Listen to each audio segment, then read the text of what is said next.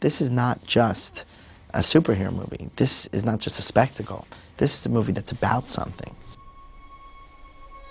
We live in an age of darkness, a world full of fear, hate, and intolerance.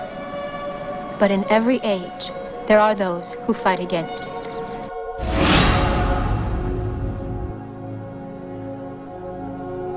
I worry about how democracy survives when one man can move cities with his mind. As do I. X-Men is the ultimate storyteller of life in the real world, of the height of prejudice and the height of forgiveness. It's adjusting to being who you are. I'm sorry, my dear. You're not one of us anymore. You know, I think that's always been the interesting thing about the X-Men movies. It's always been about subjects that either are very current and active at the moment in our lives, or things that people have dealt with for a long time, being an outsider. I want to be able to touch people, Logan. A hug. A handshake. A kiss. Well, the X-Men franchise and the X-Men comic book is really steeped in commentary on racism and classism. And I think most people relate to that on some level. Whether you're a minority or not, everybody can relate to feeling like they're being on the outside, or they're being pushed aside, or they're being discriminated against, or they have to hide something that they don't wish they had to hide. You know, as much as we advance as a society and a culture, it's still there. Who would want this cure? I mean, what kind of coward would take it just to fit in? Is it cowardice to save oneself from persecution? Not all of us can fit in so easily. You don't shed on the furniture.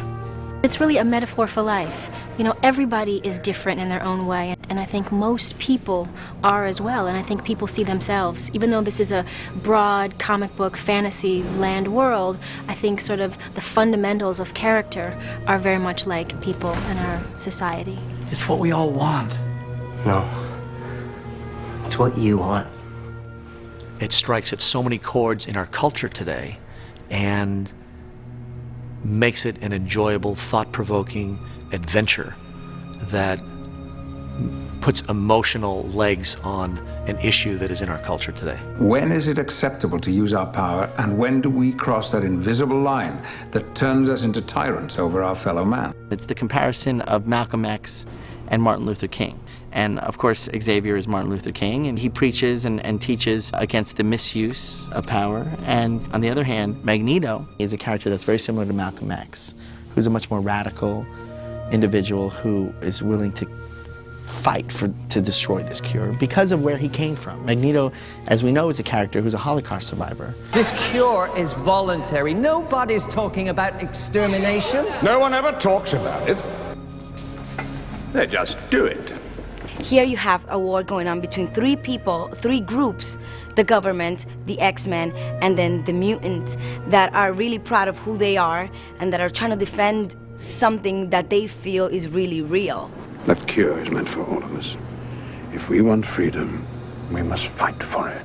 And it's just not necessarily one's a good guy and one's a bad guy. It's grey, and I think that's the other great thing about it. Magneto wants a war.